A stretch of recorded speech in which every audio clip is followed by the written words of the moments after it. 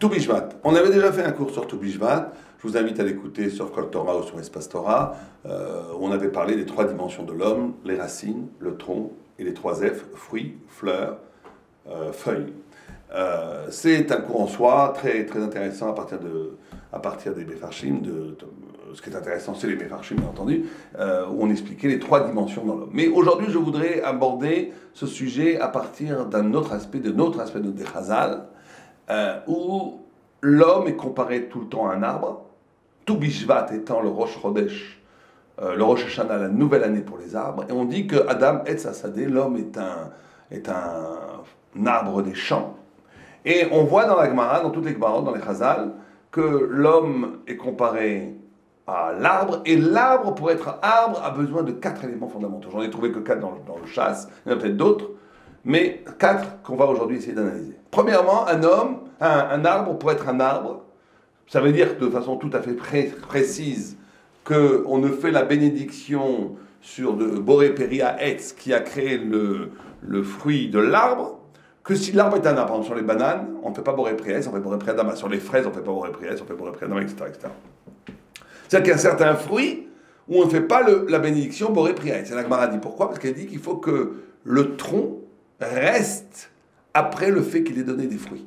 En d'autres termes, pourquoi est-ce que sur la banane, on dit Boré Peria Adama? C'est parce que le tronc, le geza, le tronc qui fournit de l'arbre, qui fournit les bananes, n'est pas justement précisément un arbre, parce que le tronc meurt à la fin du cycle où il a produit sa quantité de bananes, et après il est obligé de se régénérer, de se recréer pour créer la saison prochaine d'autres bananes. Ça ne s'appelle pas un arbre. Un arbre doit être quelque part éternel, il doit être là, et à chaque saison fournir les fruits, et le fait qu'il ait fourni et produit des fruits ne doit pas faire que l'arbre est détruit par cela. Il continue à être au-delà de la production. Premier élément pour être un arbre. Deuxième élément dans la Gemara pour être un arbre, c'est ce qu'on appelle la koma, la hauteur.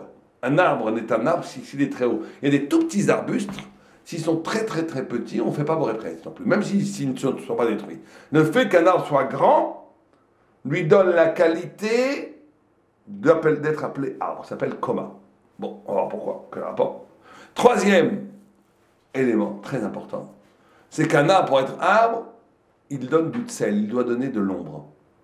Comme on voit, il y avait un arabe qui disait qu'un jour il était très très très fatigué, et il avait faim, il avait soif, il est arrivé, Dieu lui a fait un miracle, il a rencontré un très bel arbre, avec des branches déployées, et à côté d'une petite rivière, et avec des fruits. Il est arrivé, il s'est rassasié des fruits, il a bu l'eau, et il s'est assoupi sous Tsilo Yafé, avec une ombre belle.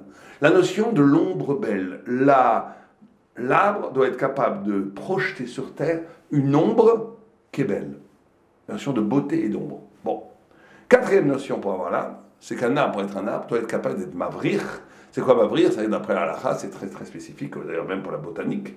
C'est la capacité de prendre une branche de cet arbre, de le planter autre part, et ça va renaître, et cet arbre va renaître. C'est ce qu'appelle l'arcava en français, dans la botanique, je ne sais pas comment ça s'appelle, mais une capacité infinie d'auto-reproduire l'arbre. Ça veut dire qu'il suffit de prendre une branche d'un arbre et de la coller à un autre arbre pour que ça fasse un nouveau branche. Ça s'appelle l'avrir. Bon, il y a le problème à l'afrique, on a le problème de mélanger les espèces, etc., etc. Donc on a vu 4 qualités chez les arbres, après les chazal. 1, c'est que le geza reste au-delà de la production des fruits, c'est-à-dire que le tronc reste vivant au-delà de la production des fruits. 2, koma, il doit être haut. 3, il doit produire de l'ombre. 4, il a une capacité à partir de lui de renaître ailleurs. Alors si on regarde nos sages, de Maharal de Prague précisément, mais d'autres aussi, qui essaient de comprendre le lien. Tout le monde comprend, tout le monde tout de suite, quand on dit ces 4 éléments, ça a des éléments qui résonnent très fort intérieurement sur la notion de la dimension de l'homme. Première, un homme doit exister au-delà de ses fruits. Alors ça veut dire quoi? C'est très simple. Ça veut dire 3 choses. 1 homme, et c'est très important de comprendre ça, il faut comprendre une fois pour toutes ça. Un homme ne vit pleinement son humanité que s'il a une existence au-delà de ses projets. C'est-à-dire qu'un homme qui est coulo, qui est totalement accaparé par ce qu'il fait, et c'est très souvent les femmes, les pauvres, qui travaillent à la maison, leurs femmes qui travaillent à l'extérieur pour soutenir leur famille, c'est des saintes. J'ai toujours une admiration sans borne pour ces femmes qui se sacrifient pour leur mari et leurs enfants. Mais quelque part, il y a un négatif là-dedans. C'est que tu ne peux pas avoir une vie exclusivement liée à tes fruits. Tu ne peux pas disparaître. C'est-à-dire que si quelqu'un lui disait, sinon t'as enlevé tes enfants, Dieu préserve, ton métier, Dieu préserve, tes activités, Dieu préserve, est-ce que tu auras encore une raison de vivre? Il dirait non. Eh ben, c'est qu'il ne vit pas pleinement son identité de juif humain. Un juif humain est un juif qui est tellement grand qu'il n'est pas limité par ce qu'il fait. Il fait des choses parce qu'il faut les faire. Mais il existe au-delà de ses projets. Il a une existence intérieure, autonome des fruits qu'il produit, des projets qu'il construit, de ce qu'il produit autour de lui.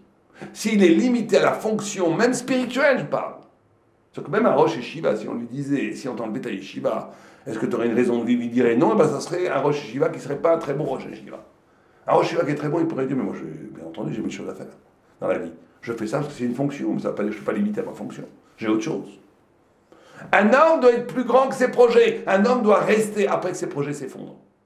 Une fois, j'avais un très grand rabbi pour lequel j'ai une grande admiration, qui avait passé 6 mois à construire un projet spirituel avec une yeshiva, qui s'est écroulé, bon, je ne raconterai pas les circonstances, en une semaine. En une semaine, la yeshiva a été complètement détruite. Et moi, j'ai dit, il va faire une dépression, c'est pas vrai, il a mis tellement d'argent, tellement de temps. Le lendemain, impeccable, il a dit, Dieu, comme j'aurais un mérite d'avoir fait, comme j'aurais un mérite d'avoir... Tout va bien. Ça a été formidable de faire ça pendant 6 mois, maintenant on passe à autre chose. C'est pas grave. Ne pas être esclave de ces constructions spirituelles même, de ces constructions sociologiques, de ce qu'on a construit dans le monde. On est avant, on est et le fait qu'on est nous oblige à produire. Mais on ne se définit pas par ce qu'on produit. Ça, c'est la première chose. Deuxième chose, c'est qu'il y a, vous savez, une interdiction, c'est Bal Tashrit. Il y a une interdiction de détruire les arbres qui portent des fruits. Et même si cet arbre n'a pas de fruits, vous voyez un petit arbre misken qui est tout rabougri, qui n'a pas de fruits, ben un jour, peut-être, il pourra porter des fruits. Du moment qu'il y a des racines, il pourra toujours un jour porter des fruits. Une fois, avait dit un très grand rabbin, je crois que c'est le rabbin Moshe Feinstein, je ne suis pas sûr, il avait dit, si un juif, même le juif le plus assimilé, si le juif le plus au bord de la catastrophe, même celui qui est marié une goya, même celui qui, catastrophe, qui ne fait aucune mitzvot, s'il n'est pas kofer beika, s'il n'a pas touché l'essentiel de la émouna, il croit en Dieu, il croit que la Torah c'est vrai. Il dit, il peut s'attendre que Dieu lui donne kol touv. Kol touv, ça veut dire, quand Dieu donne le kol touv, comme on pourrait dire, le bonheur total. Du moment qu'il n'est pas kofer beika. C'est-à-dire que du moment, kofer beika, ça ne doit pas nier l'essentiel de la Torah. Même s'il ne fait aucune mitzvot. S'il a des racines qui est le ikar, qui est l'essentiel, même si au niveau des branches du tronc, il est complètement rabougri, complètement sec, ben ça peut toujours renaître. Le fait d'être un homme, c'est la possibilité d'être lié à quelque chose d'essentiel au fond de soi, qui fait que la vie qui est morte peut toujours renaître. C'est l'extraordinaire puissance de l'âme qu'on appelle la puissance de la résilience. La résilience, c'est un très beau mot français qui veut dire qu'une fois que tout est détruit, ça peut toujours renaître. On voit des gens qui ont été détruits psychologiquement qui renaissent. Ça, c'est magnifique. Ça veut dire, comment quelqu'un qui a été détruit, le pauvre, comment un enfant qui a été violé, bafoué, trahi par ses parents, comment est-ce qu'il peut renaître? Comment c'est possible que tout a été détruit, tout a été tué par... Comment il peut avoir une vie encore? Parce qu'il est lié à quelque chose de plus profond, qui est plus profond que ses parents, plus profond que son corps, plus profond que son existence. Il est lié à Dieu. Il est lié au Ikar. Et ce Ikar fait qu'il y a un potentiel infini de fruits. Il peut devenir un immense arbre. Il peut être régénéré. Être un homme, c'est avoir une capacité d'être lié à quelque chose en soi qui est plus profond que ses origines, plus profond que tout ce qui le détermine, lié à quelque chose qui est l'essence de l'origine, qui est Dieu. C'est ça être un homme. C'est ça la notion que les fruits, le tronc doit rester au-delà des fruits. C'est qu'il y a toujours quelque chose qui est... La cause de ces fruits est toujours éternelle. C'est la notion d'éternité. Troisième élément, c'est qu'il faut vivre comme un éternel. Ça, c'est le courage du juif. Tous les goïms, ils vivent comme des mortels. Ils sont mortels parce qu'ils sont dans une configuration spatio-temporelle qui font qu'ils vivent à une certaine époque, à un certain moment, dans un certain espace. Et qu'une fois que ce moment et cet espace est fini, c'est fini, la comédia. Et même quand les goïms pensent l'éternité, vous remarquerez, c'est très intéressant, que les goïms pensent l'éternité toujours en termes d'après la mort. C'est-à-dire qu'après la mort, il y a peut-être une âme qui reste éternelle. Bon d'accord, ça tout le monde peut le penser, mais on s'en fiche. Mais il ne pense jamais, aucun goï n'a osé penser l'éternité sur terre. Or, pour la Torah, c'est pas du tout comme ça. Le juif, la Torah, la révélation, elle te dit l'homme est éternel en essence. L'homme, il n'est pas fait pour mourir. La mort est une anomalie. Normalement, Adam Rishon a été créé pour vivre éternellement. Or, même si après la faute on est devenu mortel, il n'en reste pas moins qu'un homme se doit de vivre éternellement. Il faut que chacun, à cet instant, et c'est vraiment dur de le croire, pense qu'il ne va jamais mourir. Pourquoi? Parce qu'il doit penser que le Mashiach va venir, qu'on va faire le tikkun du Adam Rishon et qu'on va toujours vivre. L'homme est fait pour vivre éternellement, pour rester. L'homme ne peut pas être limité au temps et à l'espace. Il n'est pas limité, il est infini parce qu'il est lié à Dieu. Alors bien sûr qu'il faut penser au jour de sa mort pour faire tchouva, nous dit le Chazal, etc. Ça, c'est pour ne pas tomber dans la... C'est le contraire, l'envers de l'éternité. Le fait que l'homme, essentiellement, est éternel, le Yatzera de cette idée, c'est que l'homme tombe dans le divertissement, où il oublie la mort, où il oublie la finalité, et il veut vivre comme s'il ne mourrait jamais pour s'éclater et ne pas prendre ses responsabilités. Ça, c'est l'envers du décor. Ça, c'est quand on utilise cette puissance d'éternité en l'homme pour ne pas penser à sa finitude, pour pouvoir faire toutes les bêtises du monde. Ça, c'est la catastrophe. C'est le Yatzera de cette idée de l'éternité. Mais l'homme, en essence, il est éternel. Il n'est pas fait pour mourir. Ça, c'est le premier élément pour être un homme, pour être un arbre. Deuxième élément, on a dit, il faut qu'un homme ait de la coma. Oh, c'est bizarre, quoi. Il faut être orgueilleux. Zokef kefufim. Il faut un homme, on dit que celui qui, au contraire, qui marche dans la rue, ou en se prenant pour Zorro, en disant poussez-vous, j'arrive, écartez-vous, j'arrive, celui-là, il est doré raglé ashrina. On dit il pousse les pieds de la présence divine sur terre. En quoi on a vu que c'est bien d'être haut? Au contraire, c'est pas bien d'être haut. En quoi c'est bien d'être haut? Ici, c'est une idée extraordinaire. On dit, vous savez, dans le Midrash, on dit que Dieu a recherché tous les montagnes, le mont Everest, le mont Blanc. Il a dit, si la Torah doit être donnée chez moi, je suis le plus haut, je suis le plus beau, je suis le plus fort. Dieu a dit, non, la Torah, ça doit être l'humilité. Il faut chercher une petite montagne. Et on a trouvé une petite montagne qui s'appelle le mont Sinaï. Alors on a été voir le Imre Moshe, qui était un très grand rab. Et on a dit, mais si Dieu déjà il veut l'humilité, il avait qu'à prendre une plaine. Pourquoi il prend une... Si déjà tu veux quelque chose de petit, pourquoi tu prends une montagne? Prends quelque chose, va jusqu'au bout, prends au contraire un fossé. Il dit non. Il a dit une chose très simple. Il a dit, être bas quand tu es bas en essence, ça vaut rien. Ce qui est grand, c'est quand tu es une montagne et tu te fais petit, comme le Sinaï. Donc tu dois un homme, et c'est ça la deuxième clé de l'humanité juive, un homme n'est homme que s'il a une extraordinaire opinion de lui-même, que s'il a une ambition faramineuse de devenir un géant, mais que cette grandeur à laquelle il arrive est traduite par une humilité. Mais un homme qui est humble, qui dit je suis rien, je suis nul, je suis un zéro, et qui est vraiment un zéro, c'est pas de l'humilité, ça, pourtant il sera puni. On dit pourquoi t'es resté un zéro, t'as pas accompli ce qu'on attendait de toi. Où est ta hauteur? Où est ta grandeur? Où est ta montagne? T'es un zéro. Celui qui est zéro, et qui veut rester zéro, et qui est humble en disant moi je vaux rien, c'est de l'orgueil. C'est un gars qui en réalité, c'est un paresseux orgueilleux. Il dit, voilà, on ne va rien me demander, en réalité c'est de l'égoïsme, c'est de l'égotisme, c'est horrible. Cette notion de hauteur, de grandeur, elle est fondamentale. Comment justement, pourquoi c'est lié à l'arbre? C'est parce que plus je vais aller profondément dans les racines, plus je vais être haut. Plus je vais aller profondément dans les racines, plus je vais être... C'est pour ça que la hauteur ici n'est pas en contradiction avec l'injonction d'humilité. Parce que tu dois ressembler à Dieu. Tu dois aller jusqu'au bout de ce que tu peux aller, le plus loin possible. Ma'u gamata. Il n'y a pas de limite. Afata.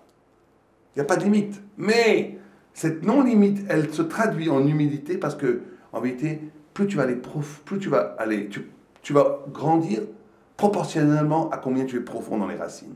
Un arbre, plus il a des racines profondes, plus le tronc s'élance haut dans le ciel.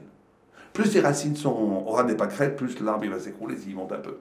Donc en vérité, plus tu vas être profondément dans la conscience que tout vient de Dieu, plus tu vas aller profondément dans la racine de pourquoi tu as ces qualités, plus tu vas être grand et moins cette grandeur va poser de problème au niveau de l'orgueil. Parce que tu vas tout traduire ça comme quelque chose de divin. Et donc ça c'est la deuxième clé de l'humanité humaine juive.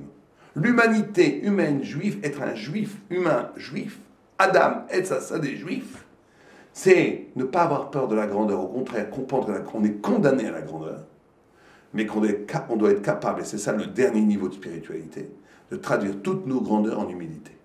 Et qu'en vérité, ça va en même temps. Parce que plus la grandeur est grande, et plus elle est réelle en vérité, plus elle est liée à la racine du profond, et plus cette conscience de la racine te renvoie à la véritable posture que tu as dans l'existence, qui te renvoie automatiquement à l'humilité.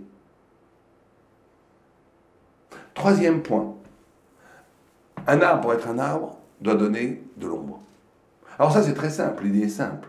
L'idée de l'ombre belle, avec la notion de beauté de l'ombre, c'est qu'un homme n'est un homme que s'il protège des autres. Si un homme ne protège pas les autres, s'il protège que lui, c'est pas un homme. Il doit protéger sa femme, il doit protéger ses enfants, il doit protéger ses amis, il doit protéger Am Israël, il doit protéger ses idées. Un homme n'est un homme que si c'est un guerrier, un chevalier thoraïque. Il faut qu'il soit capable de protéger, de mettre sa vie en danger pour protéger les autres. Il faut qu'il soit capable d'être un chevalier, chevaleresque, une sorte de chevalerie spirituellement juive. Il faut qu'il soit capable de dire, de se battre pour des idées. Il doit donner de l'ombre. Il doit être capable de protéger du feu du mensonge. Il doit se battre contre les hérétiques, contre les infâmes, les affreux Jojo, comme les réformés, les conservatifs, tous ces nuls-là, qui diffusent une Torah absolument bidon. C'est pas la Torah, ils diffusent des idées complètement nulles, avec une insolence Nkamo. Ces gens-là, il faut les combattre. Il faut protéger Am Israël du feu de l'hérésie. Il faut protéger Am Israël et du feu de la haine antisémite. Il faut protéger sa famille, il faut protéger les autres. Quelqu'un qui n'a pas la notion de responsabilité n'est pas un homme. C'est pour ça qu'on voit que tous les prophètes, enfin en tous les cas tous les envoyés que Dieu a envoyés pour sauver Am Israël, remarquez ça dans la Bible, regardez dans la Torah, c'est toujours des bergers. C'est toujours des bergers. David est un berger. Le Mashiach est un berger. Moshe Rabbeinu, c'était un berger. Nos patriarches étaient un berger. Pourquoi Abraham, Israël, Jacob, c'était des bergers. Pourquoi? Parce qu'il faut avoir cette conscience de la responsabilité. Être berger, tu peux pas être berger si tu n'as pas la conscience aiguë que tu dois protéger ton troupeau. Que tu dois toujours courir après ton troupeau pour le protéger. Donc ça, c'est la notion. Et alors, pourquoi est-ce que ça doit être beau, l'ombre? Parce que cette guerre que tu dois faire, elle ne doit jamais tomber. Le problème de la guerre, c'est que tu deviens aussi moche que ceux que tu combattes. Donc on te dit, tu dois être beau. Tu dois faire cette guerre aussi avec un détachement, avec classe, avec élégance, avec une certaine beauté, avec la beauté de l'amour de la vérité. Et le quatrième et dernière chose, et ça c'est peut-être l'idée la plus profonde, c'est qu'un arbre n'est un arbre que s'il est capable d'être mavrir. Ça veut dire qu'il peut devenir autre chose que lui-même. Et ça c'est une idée fabuleuse. Un homme n'est un homme que justement, et c'est l'idée peut-être la plus profonde et la plus compliquée à comprendre, que s'il échappe à l'identité.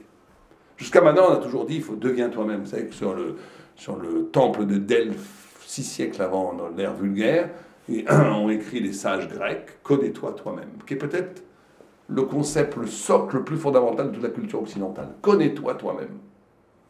Alors les juifs, c'est pas si pachout. Les juifs, c'est pas si pachout que la Torah dit qu'il faut se connaître soi-même. Parce que se connaître soi-même, qui est soi-même, qui nous dit que notre conscience de nous-mêmes, c'est la conscience exacte, etc., etc. Nous, on dit plutôt que le vrai soi-même, c'est le souffle de Dieu qui est en toi, donc c'est inconnaissable presque. Donc c'est pas le problème de se connaître soi-même. Ce qui est important, c'est d'être soi-même. Deviens toi-même. Comment tu deviens toi-même? En explorant et en exploitant et en épanouissant le maximum de lumière divine que Dieu a mis en toi. Or, cette lumière divine, puisqu'elle est divine, elle est infinie. Comme elle est infinie, elle n'est pas identitaire. Un homme peut devenir autre chose. Un homme ne doit pas avoir peur de devenir autre chose de ce qu'il est. Ça veut dire que, et ça c'est une idée très difficile pour la modernité, parce que les gens sont dans la notion d'identité. Je suis ce que je suis et je ne bougerai pas. Or, un arbre peut devenir autre chose que lui-même, peut devenir un autre arbre. Et ce sera lui-même, puisque c'est à partir du tronc qu'on fait la notion de mavrir. Tu prends une branche, tu la mets dans la terre, et hop, tu sors un deuxième arbre. Donc un homme pour être un homme, doit être capable de renaître, bien entendu, en restant lui-même, parce qu'il y a toujours la notion de la racine où il est là. Tout ça, c'est des équilibres, tout ça, c'est des forces qui s'harmonisent. Il doit être en même temps complètement fidèle à ce qu'il est essentiellement. Mais il doit être aussi capable de renaître à partir de toutes sortes de cadeaux, de grâces, de configurations que Dieu lui présente dans la vie. Il faut être capable, un homme, quand il rencontre, un jeune homme, quand il va rencontre sa fiancée qui va se marier, il faut que ce mariage le modifie, qu'il devienne un autre homme. Que cette branche fait qu'il devient autre, il reste le même marié ou pas marié, c'est une catastrophe. C'est qu'il n'est pas homme. Un homme ne peut pas être le même quand il y a une nouvelle configuration dans sa vie, quand il a des enfants. Il change. En d'autres termes, la profondeur de cette idée, c'est que tout nouvel élément fondamental, je parle d'éléments forts, naissance d'un enfant, mariage, rencontre d'une Gemara, étudier la Gemara, rencontre d'un maître, rencontre d'élèves, la vie, l'existence, des rencontres, même le regard sur un coucher de soleil, même être seul dans une rivière, ça doit être assez fort pour déclencher en toi une renaissance. Et une renaissance, ça veut dire que tu vas te construire à partir de la découverte de quelque chose en toi qui était inexploité et qui, au contexte d'une fertilité de l'existence, il faut imaginer que l'existence, c'est la terre fertile, que toi, tu as toutes sortes de branches ici qui, pour le moment, sommeillent. Quand elles rencontrent cette terre fertile, il y a une éclosion et une nouvelle naissance. Ne pas avoir peur d'être modifié par les rencontres et par la vie, mais que cette modification, au lieu de t'éloigner de toi-même, au contraire, t'enrichit d'une des facettes de toi-même qui était restée muette sans cette rencontre. Et les gens qui vivent toujours fermés sur eux-mêmes, c'est une catastrophe. Les gens qui sont tellement toujours les mêmes, qui reconduisent toujours les mêmes paroles, qui se conduisent toujours de la même façon, ils peuvent rencontrer le président de la République, un ouvrier, un rabbin, un curé, un imam, toujours les mêmes phrases. Bonjour monsieur, ça, la vie est belle, tout va bien, blablabla, shalom. Fermés sur eux-mêmes. C'est une catastrophe, c'est des hommes morts, c'est pas des hommes. Un homme doit scintiller de l'intérêt de l'autre, l'altérité, la différence. Le fait qu'ils rencontrent quelque chose qu'ils n'ont jamais vu doit réveiller en eux quelque chose de nouveau en eux. Chaque différence doit réveiller quelque chose de nouveau en toi, parce qu'il y a une harmonie totale dans l'univers. Chaque chose qu'il y a dans le monde correspond à un petit point en toi que tu ne connais pas. Et si cette chose que tu rencontres qui est nouvelle ne réveille pas en toi un point qui était endormi avant cette rencontre, c'est que tu as tué ce qui était en toi. Donc tu n'es pas toi, donc tu n'es rien. Chaque nouvelle rencontre doit éveiller une nouvelle posture, une nouvelle conscience, une nouvelle idée, un nouveau choc poétique, intellectuel, spirituel, qui ouvre en toi des portes de lumière qui étaient fermées sans cette rencontre. C'est pour ça que les grands rabbinim, vous voyez, ils sont toujours curieux, pétillants. Quand vous les rencontrez, il y a toujours quelque chose qui se passe. Chaque rencontre qu'ils font avec l'autre ouvre en eux une porte de Torah. C'est pour ça qu'ils sont si rares. Ils sont enrichis de toutes les rencontres de la planète. C'est magnifique. Donc c'est ça être homme, c'est ça être arbre, que par le mérite de la fête de Tou Bishvat, qui est une fête extraordinaire. C'est une fête qui est pour chez les kabbalistes, il faut faire le seder. On pourrait peut-être un jour faire un cours sur la signification du seder, chaque chose qu'on doit faire, les 4 coupes de vin, comme un Pessah, tous les fruits qu'on doit manger, tous les céréales qu'on doit manger. Mais en tous les cas, en faisant le seder, c'est important de savoir comprendre que chaque céréale, chaque fruit, chaque coupe de vin qu'on mange, qu'on boit et qu'on mange, renvoie à des notions, à des dimensions dans l'homme, d'âme et de corps qui sont essentielles à l'éveil de la génialité et la beauté humaine qui est en nous, qui ressemble à ces beaux arbres qui montent vers le ciel. L'arbre doit être vu comme une pensée infinie qui se tend vers le ciel. Aleva Elenu, Vechak Sameach.